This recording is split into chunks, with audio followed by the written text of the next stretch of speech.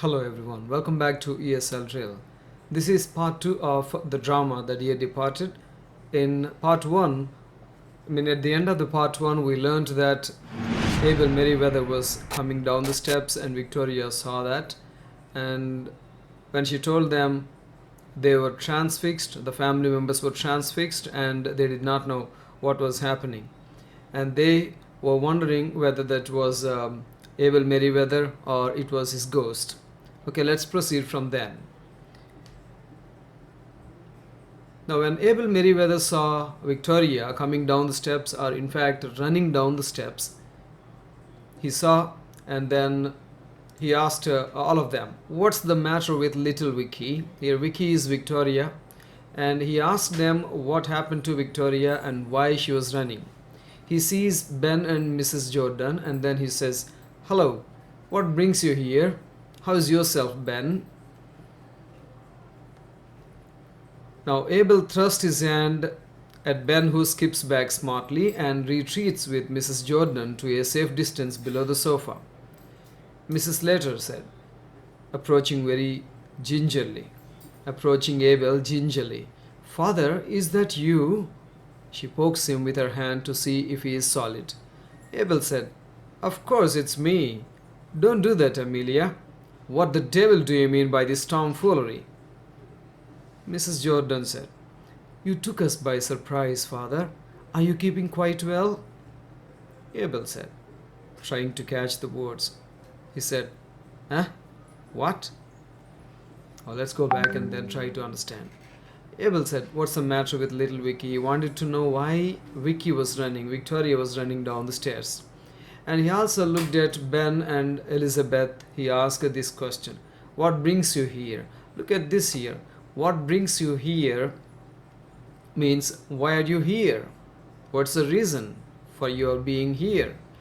And then Abel now also asked, "How is yourself, Ben?" How is yourself is like, how are you? That's a very informal way of saying or asking a question.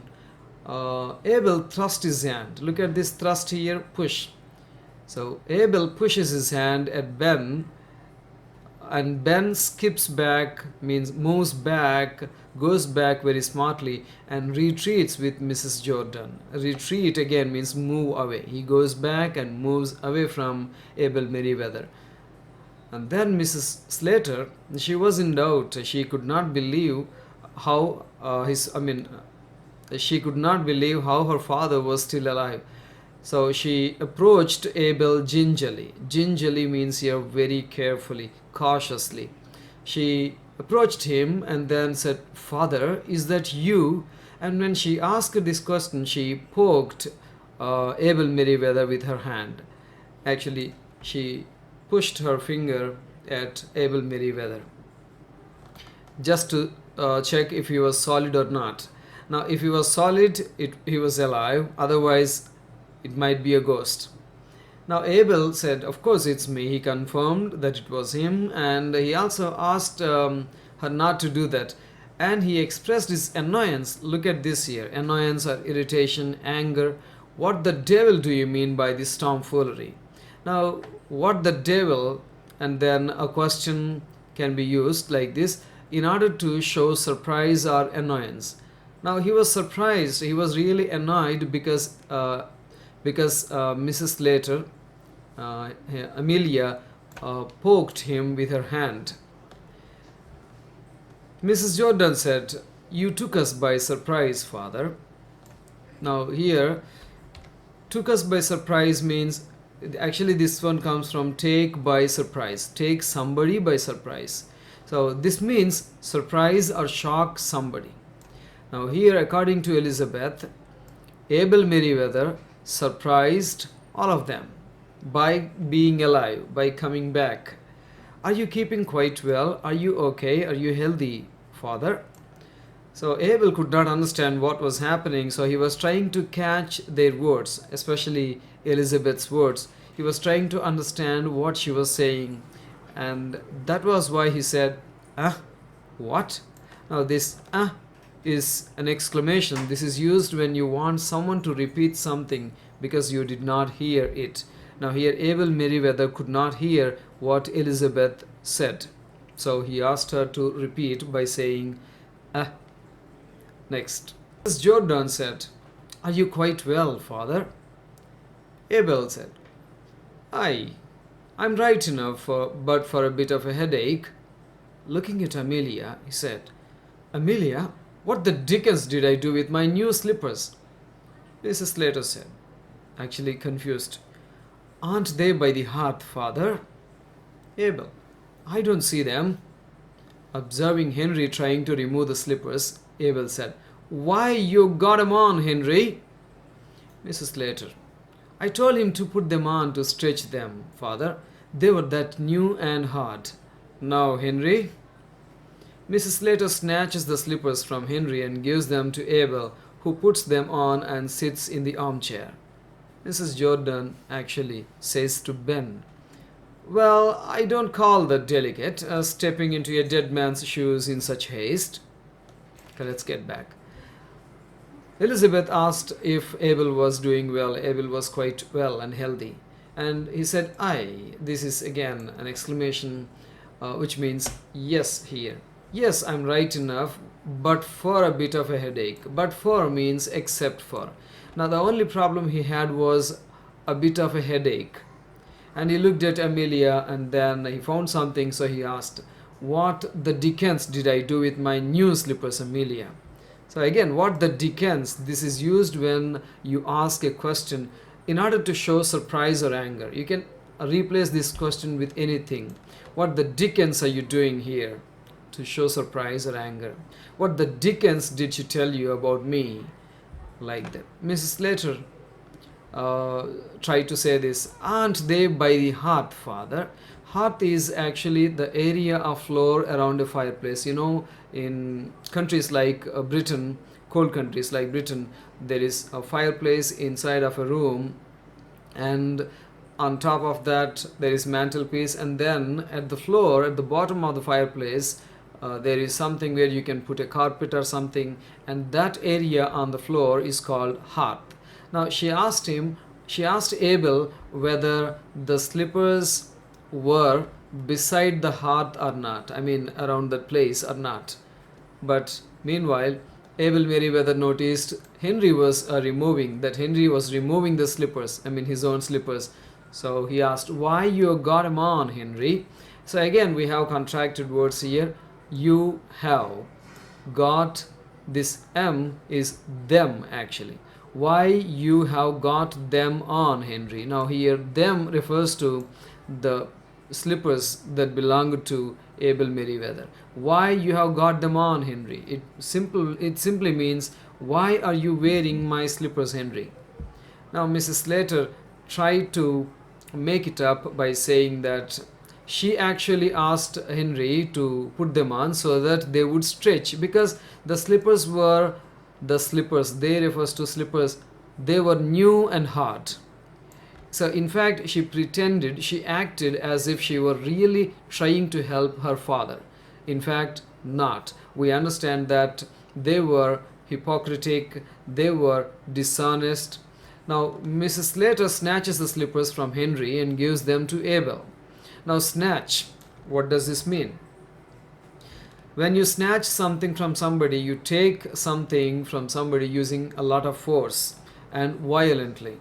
Now she snatched the slippers from Henry and gave them back to Abel, and Abel put them on over them and he sat in the armchair.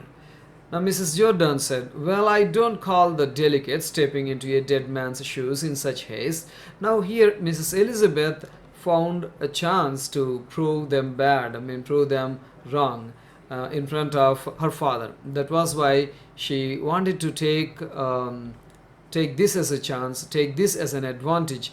So she said, "Well, I don't call that delicate." What is the delicate here? So delicate is sensible, morally correct. We learned this in the first part as well. Now, according to Mrs. Jordan, Elizabeth, stepping into dead man's shoes means wearing a dead man's shoes. Here, wearing Abel Merriweather's shoes was not a morally correct thing, was not a sensible thing to do. Let's move on to the next one. Now Victoria runs across to Abel and sits on the floor at his feet. Victoria says, "Oh, Grandpa, I'm so glad you're not dead." Mrs. Slater, in a vindictive whisper, "Hold your tongue, Victoria." Abel says, "Huh? What's that? Who is gone dead?" Mrs. Slater said, "Victoria says she's sorry about your head, Daddy." Abel, "Oh, thank you, Vicky, but I'm feeling better." Abel, "Why, Ben, you are in mourning. And Lizzie too. And Amelia. And Henry. And little Vicky. Who is gone dead?" "It's someone in the family." He chuckles. Mrs. Slater, "No one you know, Father. A relation of Ben's." "And what relation of Ben's?" "His brother." Let's get back. Now Victoria moves to Abel and then sits at his feet. That's okay. Now she told Abel that she was really glad he was alive. Now glad means here happy. So I did not, that's a simple word, so I did not include it here. Glad is happy. Now she said that she was very happy because Abel was alive. But Mrs. Slater, no, since Victoria used this word dead, Mrs. Slater tried to make it up by saying this, "Hold your tongue, Victoria." She said this in a vindictive whisper. Whisper is actually speaking in a low voice so that only the person you are speaking to can hear. But she said it a bit louder in a strong way, vindictive whisper. "Hold your tongue, Victoria. Stop talking, Victoria." But Abel could not understand what they were discussing. That's why he said, "Ah." We learned why we use "ah." "What's that? Who is gone dead?" Now Victoria says she is sorry about your head. Look at this here. Victoria actually used the word dead, but in order to make sure that Abel would not get a doubt, she used head. A nice way to cover it up. Abel said, "Oh, thank you." Abel thanked Victoria for asking about him. And now Abel Merriweather looked at Ben and then found that he was in mourning clothes. Mourning clothes. This is not mourning, this is mourning. Now mourning is actually clothes that people wear to show that they are sad at somebody's death. In some countries that is common. When they visit a dead person, they wear mourning clothes. I mean black clothes. And Lizzie was in black clothes. Everyone was in black clothes. He was doubtful of that. But Mrs. Slater tried to say that it was a relation of Ben's that died. That was why they were all in black clothes. And Abel did not stop that there. He wanted to go further and then ask, "What relation of Ben's?" Now Mrs. Slater had no chance to escape, so she came up with something and said, "His brother. Ben's brother died." That's what she said. But we know that it is not true. Next one. Now Ben says to Mrs. Slater, "Damn it, I never had one." "Dear, dear. And what was his name, Ben?" Ben was at a loss. He crosses to front of table. Mrs. Slater says, "Frederick." Mrs. Jordan says, "Albert." Ben says, "Fred Alb Isaac." Abel says, "Isaac? And where did your brother Isaac die?" In Australia." Abel, standing. "Well, I suppose you've been waiting for me to begin tea. I'm feeling hungry." Mrs. Slater, taking up the kettle, "I'll make tea." Abel, "Come along now, sit you down and let's be jolly." Abel sits at the head of the table facing all the spectators. Let's get back to the first line here, Ben.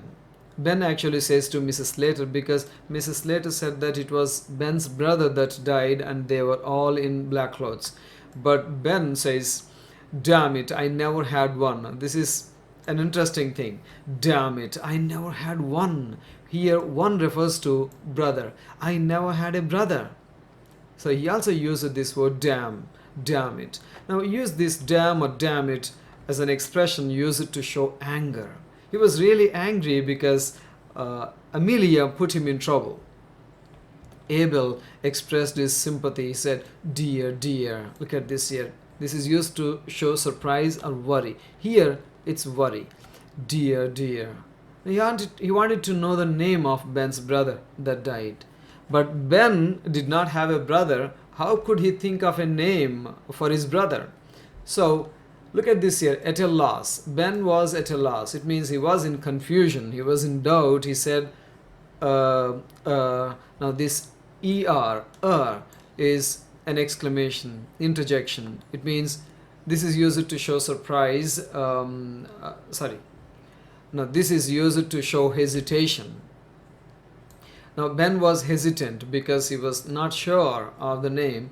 He moves to the front of the table, and to his to his right side there was Amelia, and on his left there was his wife Elizabeth, and both of them wanted to give him some hint. So immediately Amelia suggested a name, Frederick, and almost at the same time, simultaneously, Elizabeth suggested Albert, and he could not do anything there. In order to make sure that Abel Merriweather would not get a doubt, he added one more thing like Isaac and put all of them together and then said, look at this here. He took half of Frederick and half of Albert, and then he added another.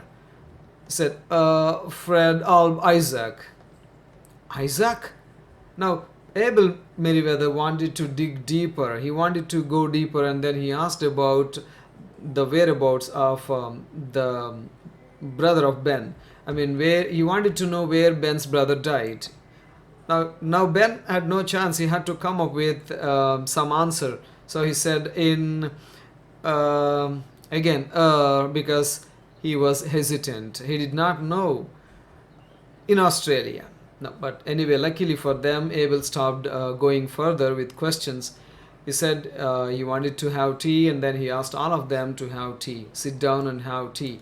Now here, spectators are people who watch you. Now here, all of them were facing Abel Merriweather, so they were spectators. Let's move on to the next slide. Abel, suddenly recollecting. Amelia and Henry, what the devil did you mean by shifting my bureau out of my bedroom? Henry and Mrs. Slater are speechless. Do you hear me? Henry, Amelia. Mrs. Jordan, what bureau was that, father? Abel, why, my bureau, the one I bought. Mrs. Jordan, pointing to the bureau. Was it the one, father? Abel, that's it. What's it doing here? What's it doing there? A pause. The clock on the mantelpiece strikes 6. Everyone looks at it. Drat me if that isn't my clock too. What the devil is been going on in this house? A slight pause. Now Abel Merriweather suddenly recollected something. Recollected means he remembered. He remembered something, and then he asked Amelia by actually showing surprise and annoyance. He realized that his bureau was downstairs instead of upstairs in his room. So he asked by showing his annoyance, and Henry and Mrs. Slater understood that he realized everything. So they were speechless. They could not speak anything. Now Mrs. Jordan found an opportunity again. So he wanted to turn Amelia and Henry Slater like bad people, and then in front of Abel Merriweather, so that she could get benefit out of the situation. So what bureau was that, father? Now Abel said it was his bureau, and then she asked whether it was his bureau or not. And you know what happened? At the same time, the clock on the mantelpiece struck 6. Now struck. Now it started ringing, it started making sound. It was 6 o'clock, and then there was that sound.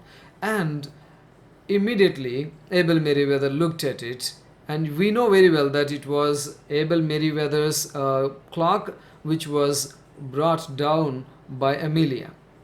Now he realized that it was his clock, and then it was there. He could not understand why it was there. So he said, drat me. Again, use it to show surprise. So he said that it was his clock and why it was there. And he also could not understand why these things were happening. So he said, what the devil has been going on in this house? It means what has been happening in this house? What has been going on in this house? Ben said, well, I'll be hanged. Mrs. Jordan, I'll tell you what's been going on in this house, father. Nothing short of robbery. Be quiet, Elizabeth. I'll not be quiet. Oh, I call it double-faced. Now, Elizabeth. And you too, Henry. Are you such a poor creature that you must do every dirty thing she tells you? Abel, rising and thumping the table. Damn it all. Will someone tell me what's been going on?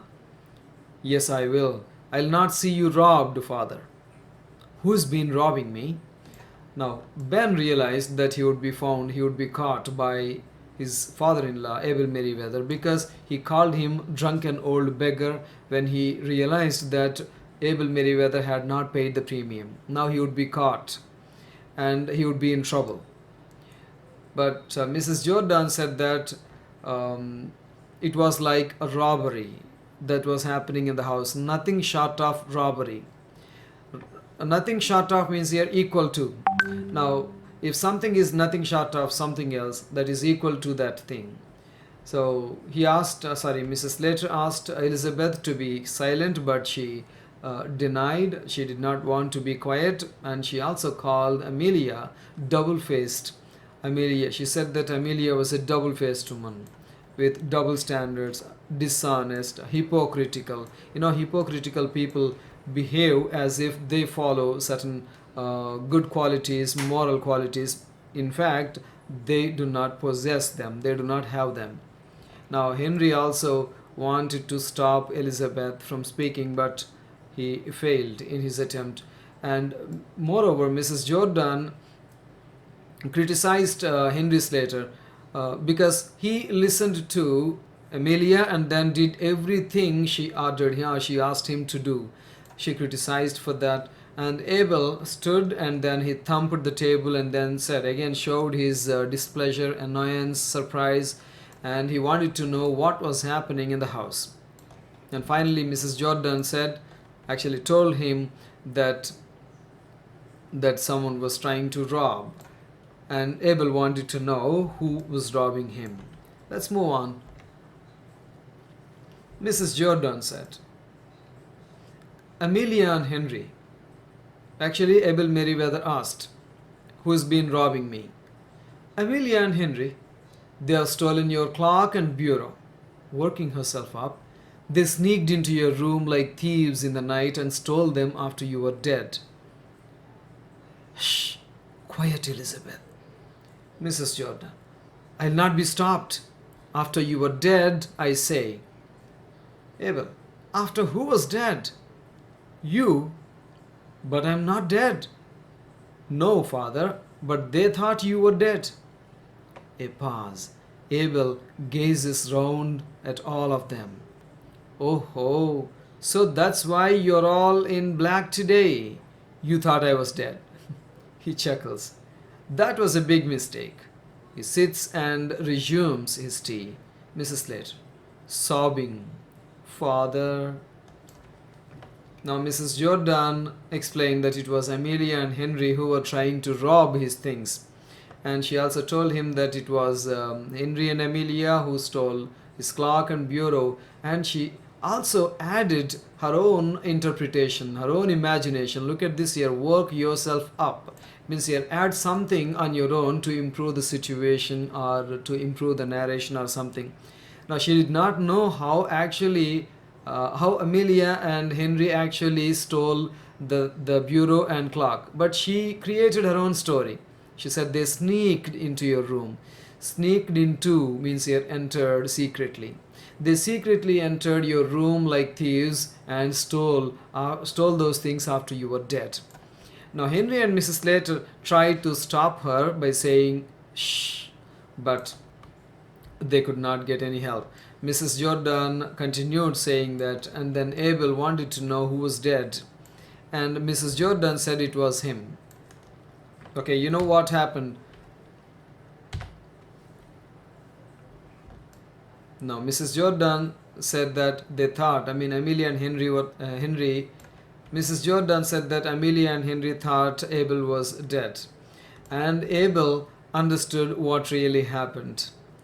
That's why he said he understood why they were all in black clothes.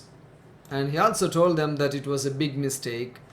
And Mrs. Slater started crying, sobbing, crying, taking long and deep breaths, like a child cries uncontrollably.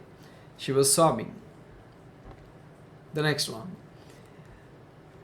Abel says, "It didn't take you long to start dividing my things between you. I'll tell you what I'm going to do. Since your mother died, I've lived part of the time with you, Amelia, and part with you, Lizzie. Well, I shall make a new will, leaving all my bits of things to whoever I'm living with when I die. How does that strike you?" Mrs. Jordan: "You know, Father, it's quite time you came to live with us again. We'd make you very comfortable." Mrs. Slater: "No, he hasn't been with us as long as he was with you." Mrs. Jordan: "I may be wrong, but I don't think Father will fancy living on with you after what's happened today."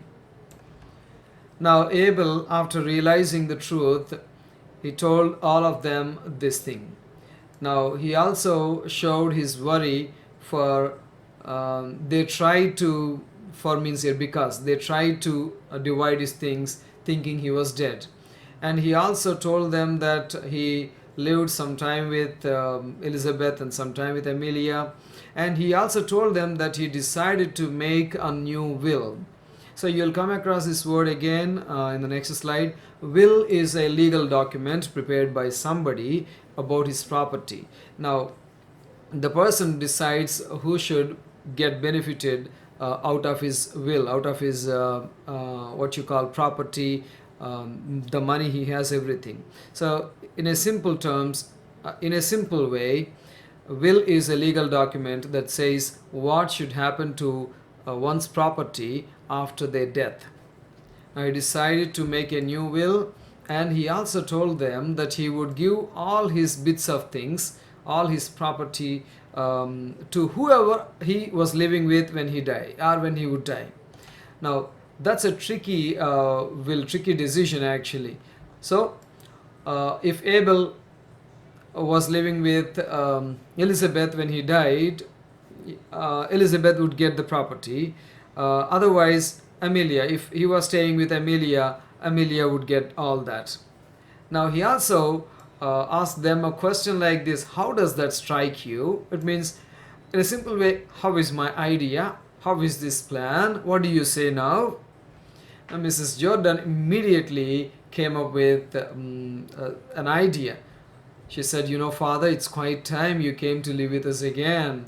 Now, look at this here. It's quite time. This is used when you say that something, an action that should happen at a particular time has not happened and it is already late. This is a special grammar item that you can learn from the textbook. So please learn from there. It's quite time means here it's already late and you have to come to us again. Now Mrs. Slater said, "No, he has not been with us as long as he was with you." Now we understand that Abel Meriwether stayed with the Jordans family for 5 years, and with Mrs. Slater's he was there for 3 years. That was why Mrs. Slater said that he was not with them as long as he was with the Jordans. But Mrs. Jordan had her own justification. She said, "I may be wrong, you are right, Amelia, but I think Father will not want to live with you after what has happened today." Now here, fancy living on means like to live. Now if you put these words here, I don't think Father will like to live with you after what has happened today. Let's see what happened next. Now Abel Meriwether said, "It seems to me that neither of you has any cause to feel proud about the way you have treated me." Mrs. Slater: "If I have done anything wrong, I'm sure I'm sorry for it." Mrs. Jordan: And I can't say more than that too, Father. It's a bit late to say it now. Neither of you cared to put up with me. Both of them say, "No, no, Father."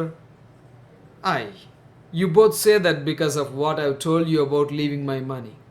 Well, since you don't want me, I'll go to someone who wants me."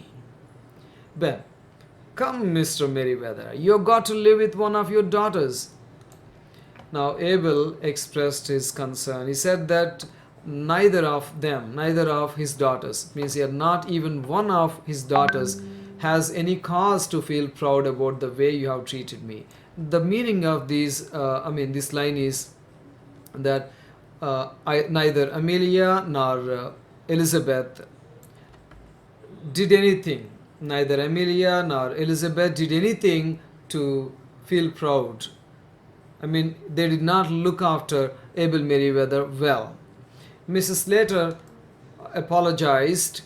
She said sorry, and Mrs. Jordan did the same thing, but Abel would not listen to them. He said, "It's a bit too late now," and he also said, "Neither of you cared to put up with me." Put up with means here tolerate or bear. So neither of you tried to bear with me, tried to tolerate with me.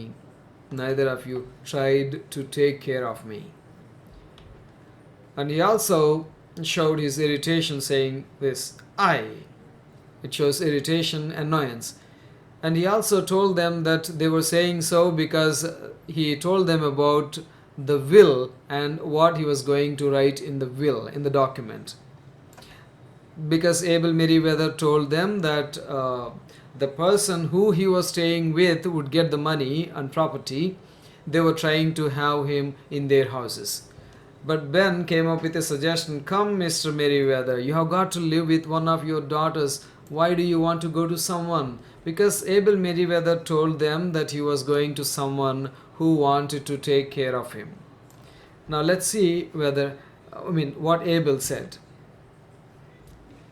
Abel said, "I'll tell you what I've got to do. On Monday next, I've got to do 3 things. I've got to go to the lawyer and alter my will. And I've got to go to the insurance office and pay my premium. And I've got to go to St. Philip's Church and get married." Ben and Henry together. "What?" Mrs. Jordan. "Get married." Mrs. Slater. "He's out of his senses." There is general consternation. Abel said, "I say I'm going to get married." Mrs. Slater. "Who to?" Abel came up with 3 things. Actually, he told them that he was planning to do 3 things. First thing, on Monday, the first thing that he would do would be this. First one, he would go to the lawyer and alter his will. Alter means change. He would change his will, and he would go to the insurance office and would pay the premium, the insurance premium. And the third thing he would do would be to go to St. Philip's Church and get married. So this is what I told you about will. Alter his will, a legal document that says what is to happen to somebody's money after money. So this is what I told you about will, a legal document that says what is to happen to somebody's money and property after they die. Okay, now Ben and Henry were shocked, and then Mrs. Jordan showed her surprise, and Mrs. Slater had an opinion. She felt like this. She felt that her father was out of his senses, and then she showed consternation. Consternation means here a real worried feeling. She was really worried that maybe he went mad or something like that. Abel said, "I say I'm going to get married." Who to? Let's see who he was going to get married to. Abel says, "To Mrs. John Shorrocks, who keeps the Ringo Bells. We've had it fixed up a good while now, but I was keeping it for a pleasant surprise." He stands. "I felt I was a bit of a burden to you, so I found someone who would think it a pleasure to look after me. We shall be very glad to see you at the ceremony. He gets to the door. Till Monday then, 12 o'clock at St. Philip's Church. It's a good thing you brought that bureau downstairs, Amelia. It'll be handier to carry it across to the Ringo Bells on Monday. Saying this, he goes out. The curtain falls. Now, Abel Merriweather tells them that he was going to marry Mrs. John Shorrocks. Mrs. John Shorrocks, who keeps the Ringo Bells. Now, keeps here means who runs, who manages, who owns the Ringo Bells. Ringo Bells is a restaurant. He also told them that they had fixed that marriage a while ago. I mean, some time ago. Look at this here. Had it fixed up. Here, it means here marriage. Their marriage. A good while means here some time ago. But I was keeping it for a pleasant surprise. He told them that he wanted to keep it as a surprise. And he also told them that he realized that he became burden to all of them. Burden means here trouble. And that was why he found somebody who would be happy to look after him. Pleasure, happiness. Who would think it a pleasure to look after him. So who would be happy to look after him. And we shall be very glad to see, here we refers to Abel and John Shorrocks, Mrs. John Shorrocks. And now he invites all of them to the ceremony. But ceremony here is a traditional event. Here it's the wedding ceremony. He goes to the door and he invites all of them saying this. Okay, at 12 o'clock, St. Philip's Church, attend my wedding. Now he opens the door and then he says, it's a good thing you brought that bureau downstairs, Amelia. It will be handier to carry it across to the Ringo Bells on Monday. He actually thanked Amelia for bringing the bureau down because that was a heavy bureau, and actually he wanted to carry it across to Ringo Bells because he would be staying with Mrs. John Shorrocks after the wedding ceremony. So he said that it would be very easy for him to carry it. Handier means easier. He thanked Amelia, and you know what happened? Amelia and Henry, Ben and Elizabeth, they all might be speechless now. The curtain falls. That's the end of this drama. I hope you enjoyed this lesson on the drama The Dear Departed. If you really liked or enjoyed watching this or enjoyed listening to me, please like and share and subscribe to the channel if you have not done that already. Thank you very much. I'll see you in the next video.